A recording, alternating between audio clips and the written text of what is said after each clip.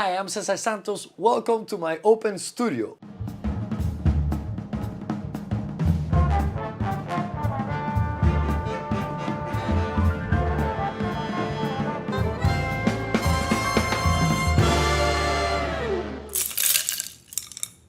I want to bring you a few minutes of my instructional videos straight without editing, so you have a taste for what they are. A lot of you are watching it, enjoying it. The full video is available on my website, cesarsantos.com. What I teach in these videos are principles that I think will fit any type of artist out there, because all this information is what I've gathered with my studies throughout these years. And if you feel that the video was getting good and then I stopped, it was for a reason. Go buy it if you want to. And I say this with the best intentions because I give my best on these videos so I can share helpful information. I'll be creating the preparatory drawing for my painting, and that's gonna encompass my ideas on composition, the blocking ink stage, the construct stage, the articulation to describe form, where my shadows and my lights are gonna be. That will be the infrastructure that will support the other stages of the painting. I'll be drawing directly on my canvas on this support, which is linen canvas. It's made of 100% linen. It's Belgium linen. I don't use cotton canvas anymore because it's too regular, too mechanical.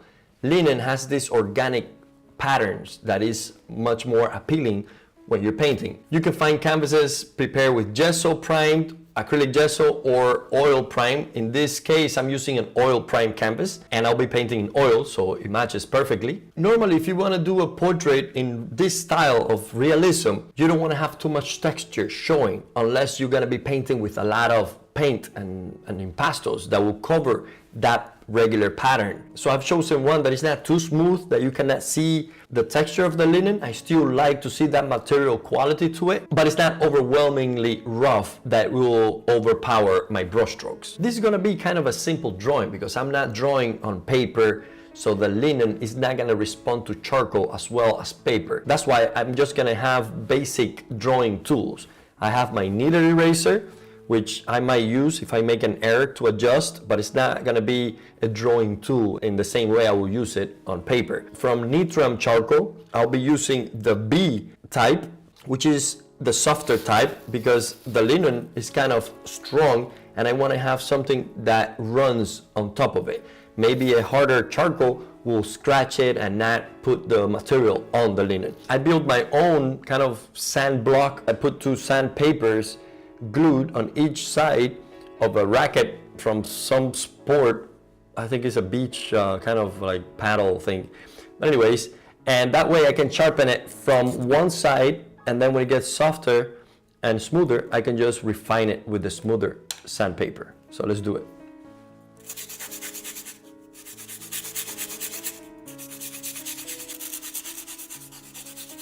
You might be wondering why I'm throwing away the dust.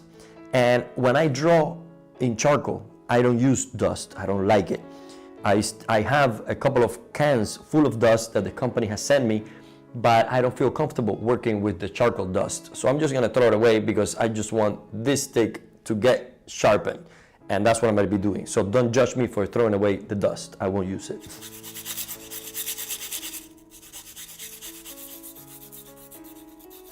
I think it's getting really nice and thin. So I'm gonna turn around and use this finer side to fine tune it. Here's the setup for my painting. I have put my canvas facing me so that way it's comfortable for me to look at it as a whole. And at the same time, I'm looking at myself in the mirror. If you wanna do this exercise, you wanna be able to be in front of your canvas as well as just by tilting your eyes. Don't have to move like this to see yourself. So I can see myself perfectly in whatever angle I set myself. I want to have the lighter part closer to me. This is what I'm seeing here.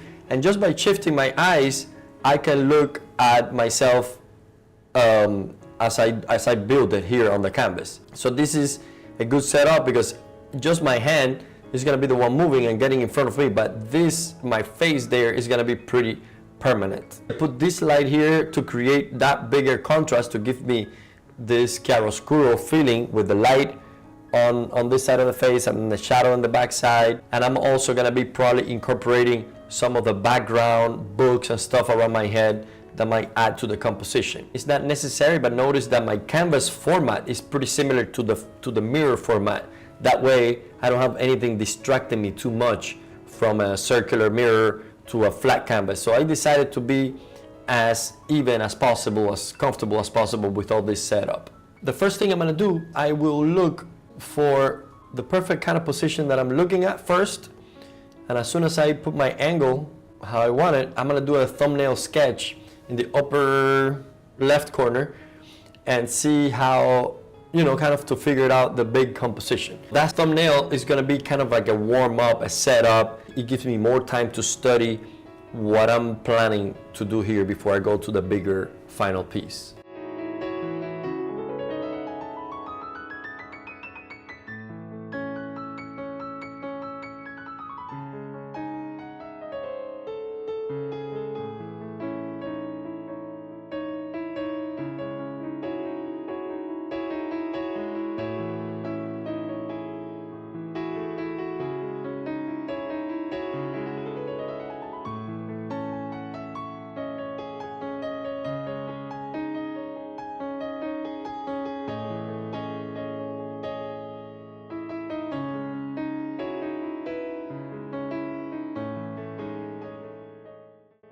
So it's gonna give me some space there for my beard, for my head.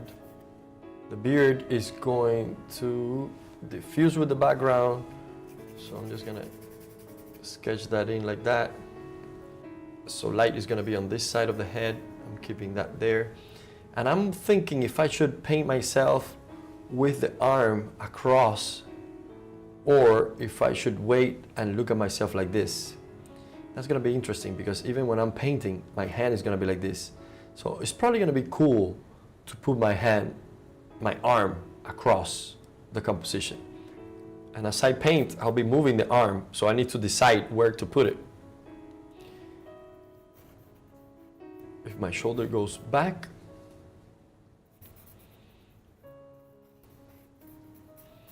I wanna have space, I don't wanna cover the beard, so I wanna put it a little bit lower.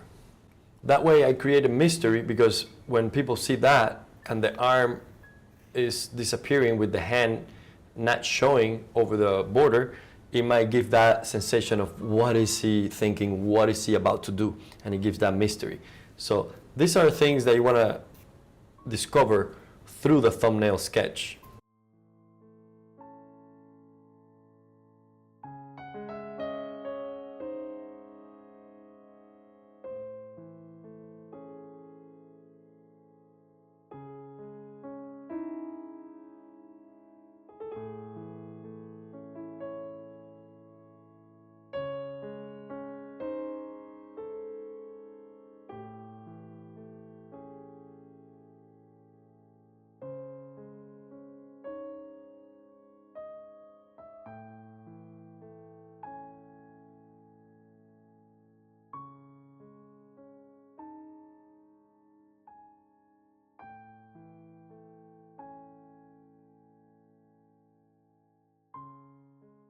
Now that I have decided the composition, the placement, I'm going to decide on the exact position of my head.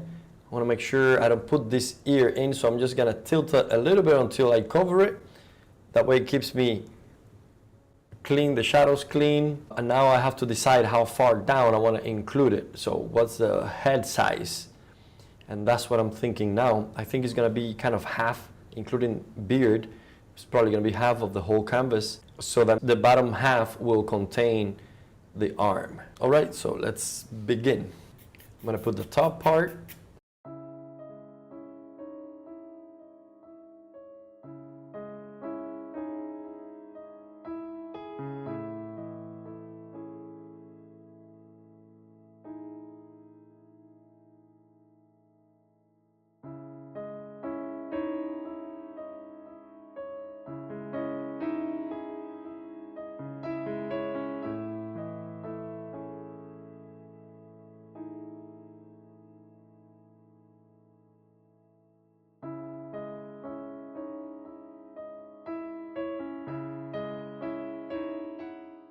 So first I'm going to establish kind of like the boundaries, the big boundaries. So I want to have the head not exactly in the middle, but towards one side of the canvas.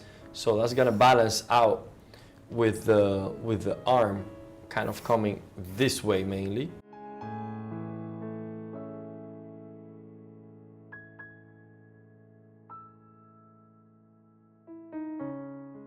Now it's tricky because normally for proportions, I want to include the bottom of the chin so that when I decide on the big proportion, I include the landmarks. Like this is, for instance, hairline, which I'm a little bold, but I can figure out where the hair starts growing there, where the forehead begins.